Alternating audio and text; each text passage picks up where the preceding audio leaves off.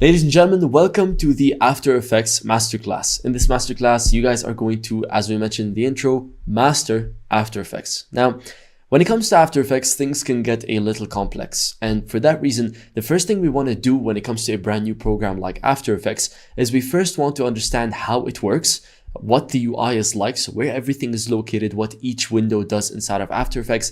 And on top of this, we initially want to understand how this even works with Premiere Pro. So the reason my first episode isn't us diving into the UI of After Effects and understanding how the program works, so that we can then later understand what concepts we need inside of this program to edit, is because first I need to explain to you guys, how do you even use After Effects with Premiere Pro? When should you use Premiere Pro? When should you use After Effects? And as a video editor, how is your workflow set up so that you use both Premiere Pro and After Effects at what they are good at? So without further ado, let's dive into our first session where we're first going to be understanding what After Effects is, how do we use it with Premiere Pro, and which one do we use and when. This being said, let's dive right in. So when it comes to After Effects, there's a few things that we first need to understand. There's a lot of misconceptions about this program. Some people think I only use Premiere Pro or I only use After Effects. That is not true. We use each editing program for what it's amazing at. And Premiere Pro is a well-rounded program. It's good at everything. Adobe built out Premiere Pro so that it can mainly be used for everything inside of editing. But at the same time, this also means that Premiere Pro isn't the best at everything. It means that it's very good at everything, but it's not the best. Because this basically means that Premiere Pro is a 5 out of 10 on everything. But there are programs that are 10 out of 10 on animations, but 1 out of 10 on the rest of things. So Premiere Pro is useful for all of the basic editing things, which is exactly why we use Premiere Pro to do things like cuts, because it's so easy to make cuts inside of Premiere Pro. We use it to do things like pacing. We even use it to generate subtitles and do basic text. Premiere Pro is good enough to a point where in 2025, the market standard doesn't need anything more complicated than Premiere Pro to do cuts, to do pacing, and to do basic text.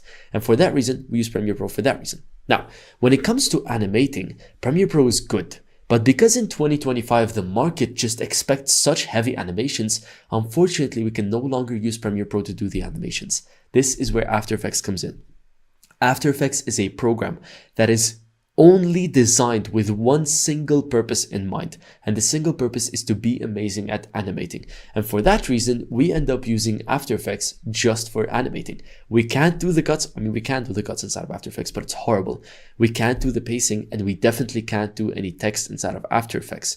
So for that reason, we end up using After Effects for animating and only animating. But this also opens up a whole bunch of fields. This opens up motion graphics, 3D animations, shape animations, very cool high quality visuals, text animations, and so on and so forth. This means there are so many animations that we could make inside of After Effects that it's basically unlimited.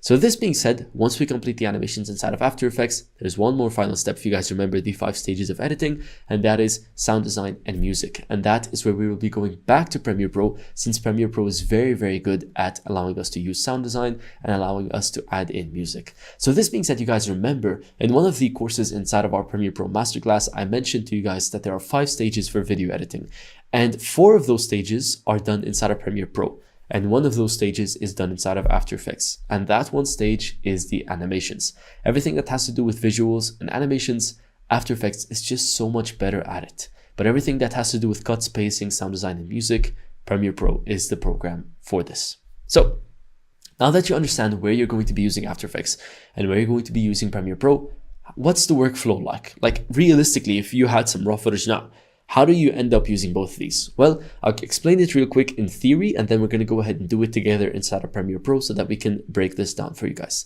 So in theory, because you want to use Premiere Pro for the cuts, the sound design, the music, you would drag in your footage into Premiere Pro.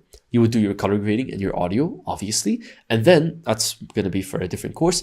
And then you would do your cuts, just as we learned inside of the Premiere Pro Masterclass. You would do J-cuts, just as we learned inside of the Premiere Pro Masterclass. And you would also prepare all of the footage so that you can bring it into After Effects. The way we prepare the footage is we do our J-cuts and cuts and our pacing, and we focus on Premiere Pro for that. And on top of this, because Premiere Pro has a nice feature of generating text for us, we generate subtitles inside of Premiere Pro, but we leave the designing of the subtitles over to After Effects because it's so much more complex.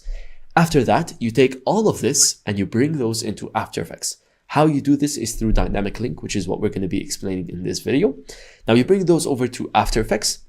And inside of After Effects, we do our animations, zoom-ins, and everything that has to do with the visuals of the video.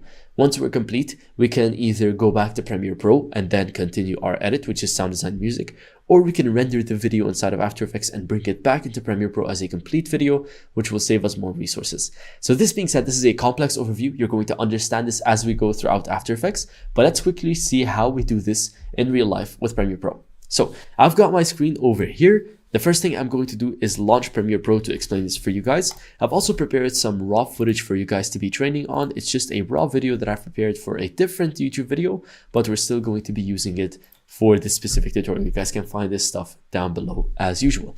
So this being said, once Adobe Premiere Pro launches, it's always a good thing to keep in mind that Premiere Pro and After Effects are very closely tied. Okay, so these are meant to be used together.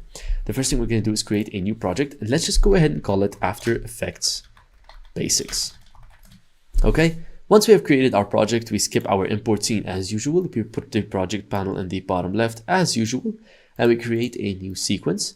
And after we've created a new sequence, we can drag in our footage. Now let's go ahead and drag in the raw footage. Let's go ahead and do this. And after that, we can drag this into our timeline. Now I've been having a bug where I can't drag in any audio onto my sequence if I've created a sequence, so I'm just going to do this. You guys probably don't need to do this, but I'm just going to drag in my footage directly. Awesome. Once we've got our footage inside of Premiere Pro, how do we link this over to After Effects? Or in other words, how do we, let's say theoretically we did do the cuts and everything, which we will see later on in the masterclass, but let's say we did do the cuts. I'm going to quickly just do a quick example, right? Let's say we chopped up the video and this is it, okay? I don't want you to make any cuts now because it's going to be a bit more confusing, but let's say this piece of video is the video I wanted to work on for my edit. Right, I'm going to just trim out all the way over to here.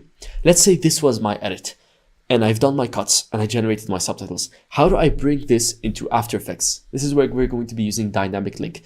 Dynamic Link essentially links this footage into an After Effects project. Now to understand how this whole thing works, we're going to do it and then understand. Remember guys, I explained the concept a while back that understanding things is so much easier when you jump into the deep end and you just experiment. Experience teaches you so much more than just information. So instead of me just explaining this over to you guys, let's go ahead and do it. So if I wanted to bring this piece of footage into After Effects so that I can edit this exact piece of footage inside of After Effects and then bring it back to Premiere Pro, I could just select it, right click and click on Replace with After Effects Composition. What this essentially does is it replaces my current video with an After Effects composition. Okay, what an After Effects composition is like a project file. It's like the sequence inside of Premiere Pro. And essentially what we're now telling Premiere Pro to do is we're telling it, hey, I don't want this video to play as a video layer inside of Premiere Pro. I want it to play as a video layer of a composition in After Effects. So what is this going to do? This is going to tell Adobe, okay, I want you to take this video, open an After Effects project and put this exact same video inside of the After Effects project. And once we do this, we're going to be able to edit the After Effects project as if this was our video.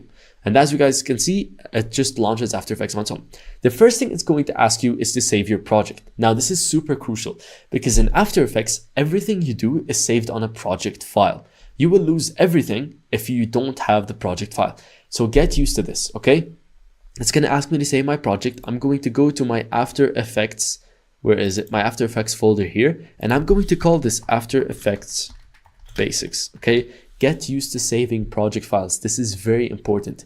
If you're ever working in a team and you need to share your project files with people, this is how you do it. If you're ever working in an environment where you lose files constantly, this is how you make sure you don't lose your After Effects project files. So I'm going to go ahead and save this over here. And now it's going to open up inside of After Effects. And that's exactly where we're going to be stopping this specific lesson, okay? That's it for Dynamic Link. That's exactly how it works. We just tell Premiere Pro that this specific video is now going to be edited inside of After Effects instead of Premiere Pro, and Premiere Pro is going to launch this inside of a project file.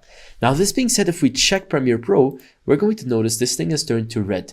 Red signifies that this is an After Effects composition. And guess what? If I watch through it, it's still the exact same video because I did not do anything to it. However, the moment I select this and change something about it, like for example, you guys don't need to do this, but let's say I moved it to the right side like this, all of a sudden inside of Premiere Pro, this thing is going to change. So now whatever we do inside of this After Effects project is going to affect our Premiere Pro project. If I were to draw this out for you, I would just recommend it looks like something like this. It looks like Premiere Pro is a program where you've got this video inside of it, but now we've told it that we need to edit this video inside of After Effects. So it took this same video and it said, okay, we're going to make a copy of it inside of After Effects.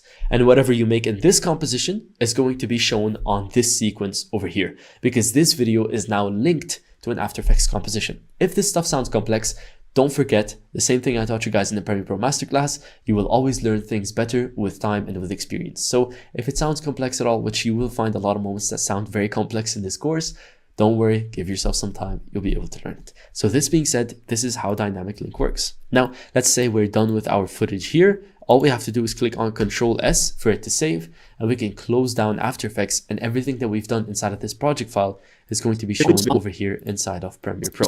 So with this being said, guys, that's it for this first lesson. I just wanted to go ahead and cover the Dynamic Link, but now that we understand how Dynamic Link works and how we can bring our footage into After Effects, we'll later see how we can use this. But it's now time to dive into the After Effects UI, which might seem like a very scary thing, but it's actually really, really simple. So with this being said, let's dive into the After Effects UI in the next course. I'll see you guys there.